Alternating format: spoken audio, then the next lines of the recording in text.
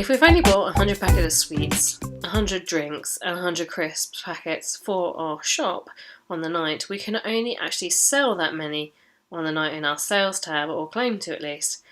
However, what if we accidentally claimed that we had sold more than 100 of these, or we accidentally typoed and entered that we had entered more than 100? We can stop ourselves from doing this by using a thing called data validation.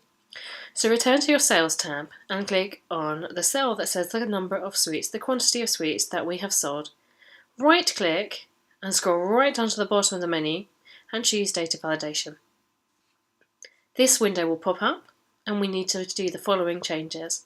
Where it says criteria, list from arrange, change this to number. Choose between to less than or equal to, and finally tap in here and just type over the top the number 100.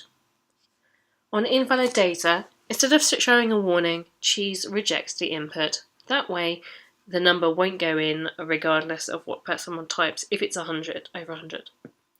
Finally, choose show validation help text. It will automatically populate enter a number less than or equal to 100 to help you, but you can change it if you prefer.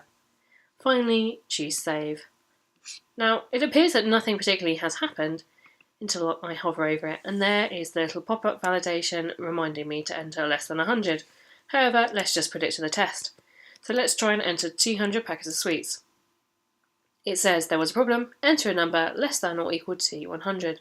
OK, and the number has returned to what it was before. Now that you know how to do that, also do the same to drinks and to crisps. That's all we need to do in this video.